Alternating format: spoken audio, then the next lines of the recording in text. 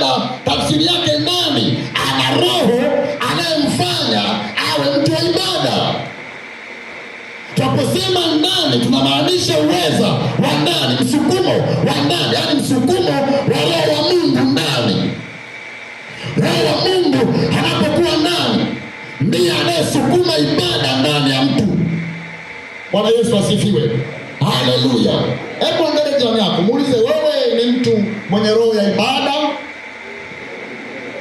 Muulize, moyo wa ibada uko ndani yako? Amen. Bwana Yesu asifiwe. Kwa hiyo mtu mwenye moyo wa ibada, maana yake roho wa Mungu yuko ndani yake. Huyo roho ambaye yuko ndani anaweka msukumo wa ibada ndani. Na ndio maana mtu huyu hawezi kulazimishwa, maana ndani kuna msukumo. Hata anapoingia kwenye maombi hatumii nguvu, maana kuna msukumo wa ndani. Ngoja nikwambie, mara nyingi kuna wakati unaweza ukaomba, lakini maombi unayoomba unaona kama vile hayapeni. Unaweza ukaomba, lakini maombi yale unaona ni kama makavu fulani. Baba, katika jina la Yesu, ninaomba Mungu mchana wa leo, Baba onekana juu yangu. Yaani unaomba ni kama tu unatamka maneno ambayo unayatamka mwilini, lakini kuna maombi ambayo unaingia kwenye maombi unazama. Yaani kuna nguvu ambayo iko ndani yako, kuna bubujiko ambalo linabubujika toka ndani, wala si kwa nguvu ya mwilini, bali ni kwa nguvu ya ndani. Amen. Bwana Yesu asifiwe. Amen. Sasa kwa leo nitakufundisha kipengele, nitakufundisha eneo moja. Andika maneno haya: dalili za mtu mwenye moyo wa ibada. Dalili za mtu mwenye moyo wa ibada. Dalili za mtu mwenye moyo wa ibada. Na kufundisha dalili au ishara au tabia au sifa za mtu mwenye moyo wa ibada, ili uweze kujua wewe una moyo wa ibada au hauna. Dalili ya kwanza, andika.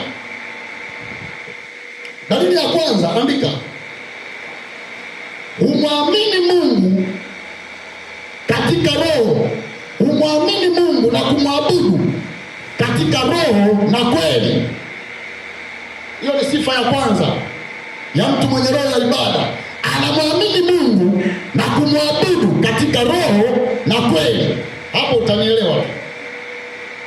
Pengine mara nyingi umekuwa ukisoma kuabudu katika roho na kweli, lakini haujui nini maana ya kuabudu katika roho na kuabudu katika kweli. Maana yake nini? Fungua kitabu cha Yohana Mtakatifu. Yohana Mtakatifu 4:23 hadi 24. Yohana Mtakatifu 4:23 na 24. Aliyefika tusomee. Kuna wale ambao wanaabudu katika roho na kweli, na wako ambao hawaabudu katika roho na kweli. Linaweza kuwa kusanyiko kama hili pamoja, hata pengine ni kusanyiko kubwa zaidi ya hili ambalo watu wamejaa wanaabudu, lakini wapo waabuduo halisi na wapo waabuduo wasio halisi. Wako wale ambao wanaabudu katika roho na kweli, na wako ambao hawaabudu katika roho. Na ndio maana hata tunapokuwa kwenye ibada, wako ambao wanazama rohoni, wako ambao hawazami rohoni, wako ambao neno linaingia ndani yao, wako ambao neno linaingia ndani ya mioyo, linasema na wao, linasema na mioyo yao na mawazo yao, hata wanahisi kubadilika. Lakini wako ambao hayuko rohoni, hata neno lihubiriwe haliingii ndani yake, yaani mawazo yake yanapinga. Mawazo yake yanamwambia hapana, si lako hilo. Mawazo yake yanamwambia ndio, ni kweli. Wako hivyo, ni wengi ambao wako hivyo. Wakristo wengi sasa hivi wako hivyo. Yaani neno linasema na yeye, ila yeye haliruhusu neno lile liwe lake, limbadilishe na alifanyie kazi. Hayuko tayari. Bwana Yesu asifiwe. Haleluya. Waabudu halisi ni wale ambao wanazama ndani, wanazama rohoni. Hata ibada zao zinaanzia mioyoni, hata ibada zao zinaanzia rohoni. Leo watu wengi hawana ibada ya roho, wana ibada ya mwilini, wana ibada ya mawazo, wana ibada ya akili.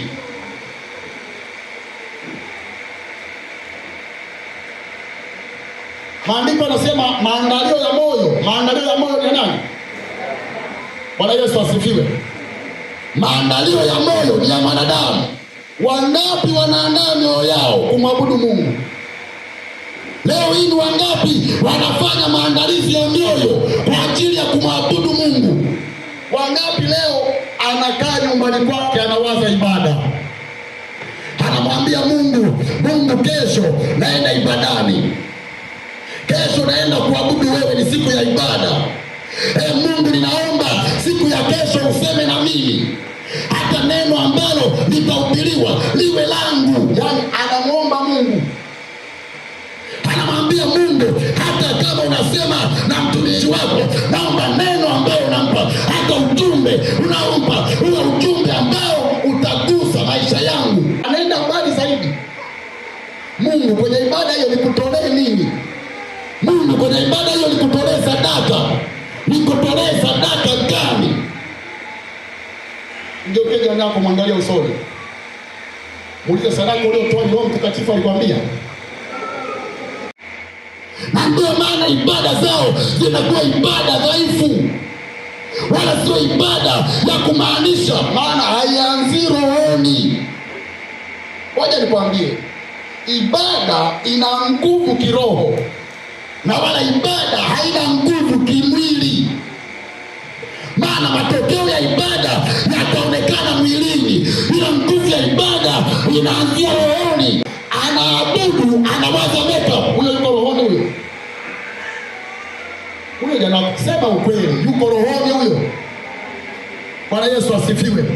Maana yeye anayeabudu halisi anaabudu katika roho, si yeye, ni roho aliye ndani yake. Na ndio maana atacheza anavyoweza, kama ambavyo roho anamwongoza. Kama ni kuomba ataomba vile ambavyo roho anataka. Kama roho kimwambia lia, atalia, maana roho wa Bwana yuko ndani yake. Leo ni ibada za ukavu, ni ibada za utaalamu, ni ibada za mazoea. Ni mtu tu amezoea kwamba mimi tangu Sunday school ibada iko hivi. Ni muda wa tenzi, cha kutumaini sina, miono yake. Oh, haleluya. Sina wema wa kutosha. Labda sauti amekosea kidogo. Kwa hiyo tulikuwa tunaimba hivi na hivi na hivi. Mtu wa mwilini. Hivi una uhakika umeshaabudu Mungu anapotaka uabudu? Una uhakika? Una uhakika umeshajiachilia mbele za Mungu vile ambavyo yeye anataka ujiachilie? Una uhakika umeshaomba vile ambavyo yeye anataka uombe? Unaweza ukawa na maombi mengi ambayo sio katika roho. Sema nakataa ustaarabu kwa jina la Yesu. Roho Mtakatifu aniongoze. Leo mtu anaomba kitaalamu tu, anaomba tu katika mwili, wala si katika roho. Mwangalie janako, muulize, mara ya mwisho kulia ni lini?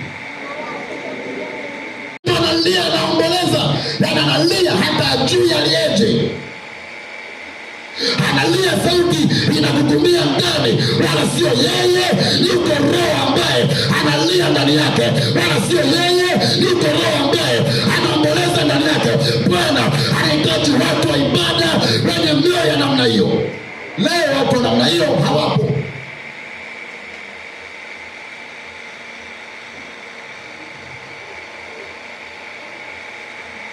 Pengine jirani yako huyo anamaka hata hajawahi kulia mbele za Mungu. Muulize, ni ukweli?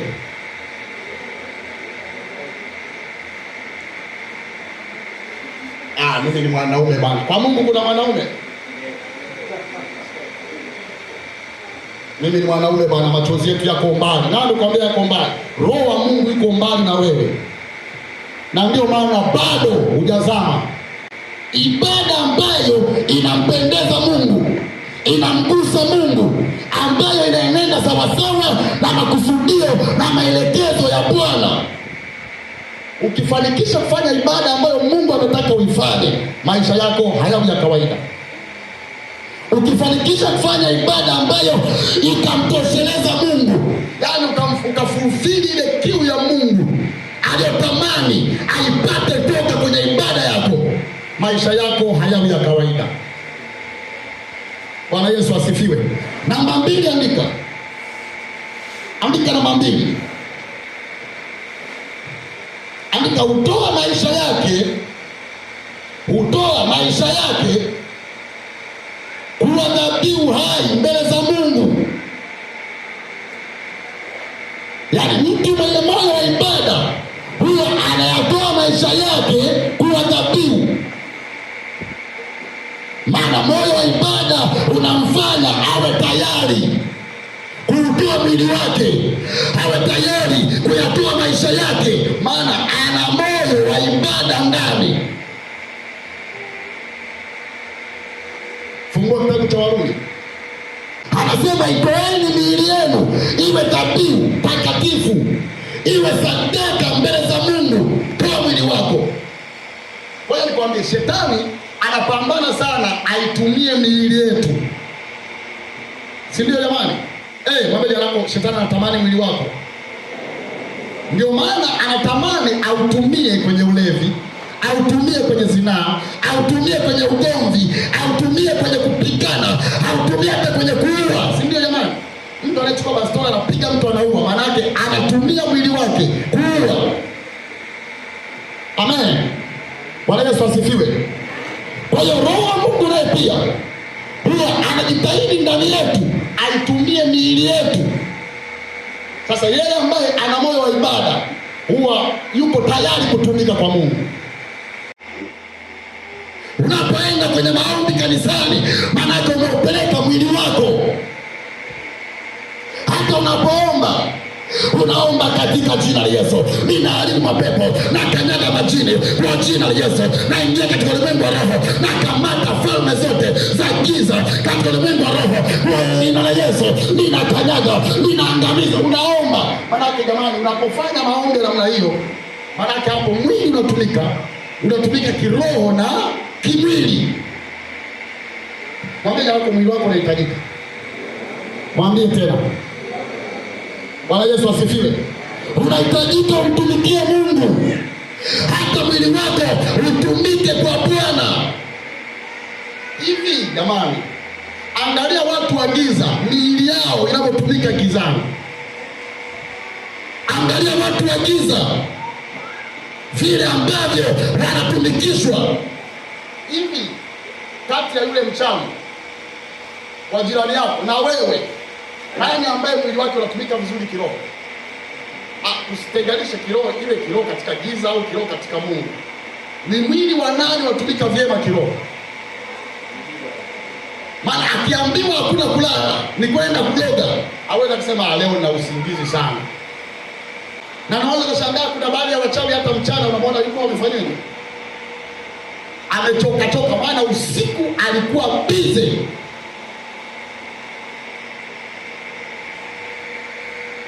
Wewe usiku ulikuwa busy kwenye nini?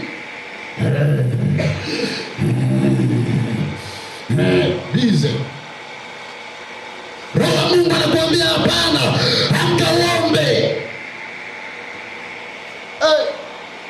Utashtuka. Baba, kwa jina la Yesu, kwa jina la Yesu nakemea. Wewe kemea hivyo hivyo, umefunika shuka baba. Mungu ni wa kiroho, anasikia tu. Kwani Mungu ni mwilini, Mungu ni roho. Hata ukikemea umelala anasikia tu. Unavuta shuka. Jifunike mpaka uso. Umo kwani lazima utoe sauti. Hata ukiomba tu kimoyo moyo. Nakemea uchawi. Kawezo wa kiroho. Mwili wake hata nguvu ya kuamka kuomba hana. Mwili kutokutumika kwa Mungu ni ishara ya kuwa na udhaifu wa ibada ndani yako. Yeye ambaye Roho wa Mungu yuko ndani yake, kuna msukumo ambao unafanyaje? Utamsukuma kwa ndani. Huwa na hapa shuhuda zangu. Nilienda kanisa moja nikiwa mgeni. Ni kanisa ambalo lilikuwa na watu kama karibia 2000. Lina waumini kama 2000, kanisa la EAGT. Mimi nimefika pale ni mgeni, nikaabudu siku ya kwanza, siku ya pili. Sasa mimi nimezoea mwili wangu unapiga tenda ya kazi. Tenda ya kwanza ni mapepo. Yaani nilikuwa na addiction ya pepo. Yaani nilikuwa sitaki kuona pepo linakatiza mbele yangu. Lazima nishughulikie. Kwa nimefika tu pale pepo pepo moto piga na toka achia pepo. Huyu mgeni asema. Nikaanza kuona watu wanaanza mgeni no. Yaani nimefika ni mgeni kwa siku moja, watu wameshaanza kufanyaje? Kuangalia huyu si wa kawaida huyu. Lakini hiyo bado haitoshi. Ukienda kwenye kanisa la watu 1000 utajulikana nini?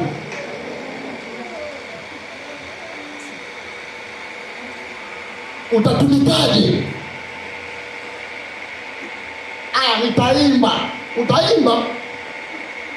Haleluya. Sauti yeye inakoruza hiyo kama magamba ya kobe. Kuna watu wananyosha pale. Haleluya. Yaani akishika mic unasema kama uko umejipanga, ndajitambulisha mimi mwana praise. Ndio praise. Mimi hamna. Mimi sio mwana praise mimi maana. Mimi sijui mimi wena.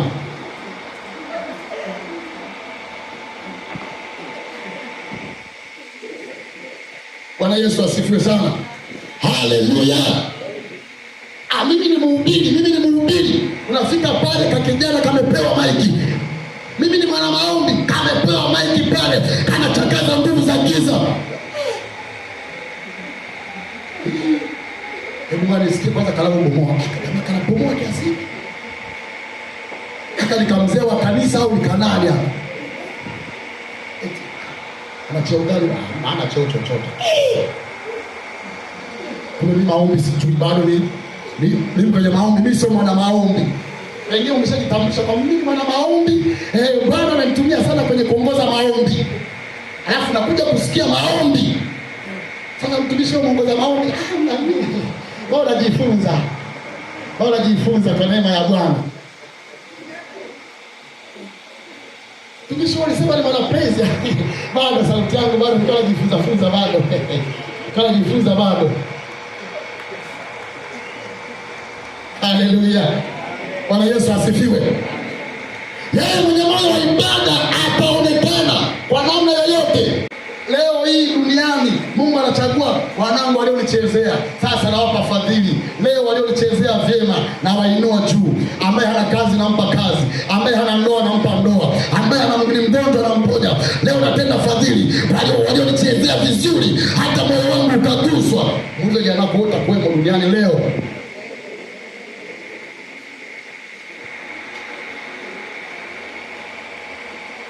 Anasemaje? Tusiende duniani ni mbali. Muulize Dar es Salaam hapa. Mungu ametafuta 5 waliomtukuza leo kwa moyo. Anataka wa upgrade kwenda juu. Muulize jana kwenye 5 utakwenda.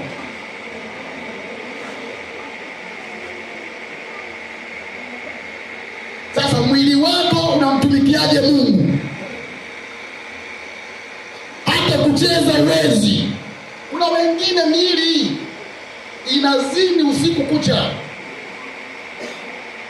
Anaenda na mteja huyu anaondoka anarudi. Anaenda kuchukua mwingine anaenda. Yaani mwili uko busy unazini. Na kesho yuko kazini. Na bado kwenye madhabahu za giza anaenda. Anamwambia mtaalamu, naomba unisaidie maana pale kijiweni naona nyota inafifia. Hata mtaalamu pengine anamuingiza kwenye maagano, anampa na madawa, anamwambia nenda mwanangu, utafanikiwa, utazaa wateja wote. Anaenda analipanga tena, kila mwanaume akija anabebwa, akija mwingine anabebwa, akija mwingine anabebwa, yuko kazini. unaendaje kwa Mungu. Watu wengine ni madansa ambayo yanacheza, yanakatika, yako yajiisha kwenye mitandao, yanacheza, yako bize. Wewe mwili wako kwa Yesu, kwa kuwa umeokoka sasa, ni mtaalamu, usije nikaonekana sio wa kiroho, usije nikaonekana kama mpagani. Anadhani akiwa hivi hapo ndio yuko kiroho, kumbe adui anaangamiza hali ya ibada ndani yake. Anaona vile ambavyo unajitoa kila mara, anaona kiasi kwamba hata ukiugua malaria, Yesu anaona anapata hasara sana kwa mtumwa wake kuugua malaria. Sasa wewe wiki nzima hakuna unachofanya kwa Bwana, mwezi mzima hakuna unachofanya kwa Bwana, hivi hata ukiugua miezi 6, Yesu anapata hasara gani? Kwamba kwa kweli naona mtumwa wangu tangu amewekwa kitandani kuna hasara, anapata hasara gani?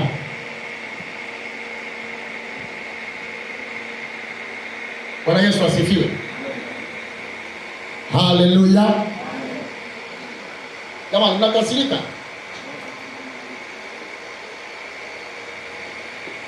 Mwambie yako usikasirike. Mwambie usikasirike. Mwambie hii ni wiki ya baraka, unakwenda kubarikiwa. Mwambie gari lako liko njiani, naona sura zimeanza kubadilika sasa hivi. Mwambie fedha ziko njiani. Hayo ndio mnapenda, si ndio? Yesu anataka mwili wako. Na mbaya zaidi, watu wengi wanataka kisha kongoroka ndio waende kwa nani? Kwa Yesu. Ndugu yangu, okoka. Yaani kijana hivi niokoke. Ila nitaokoka tu, nitengeneze mambo yangu kwanza, baadaye ndio nitafanya. Nikishazeeka. Nani amekwambia Yesu anataka vile kongoroka?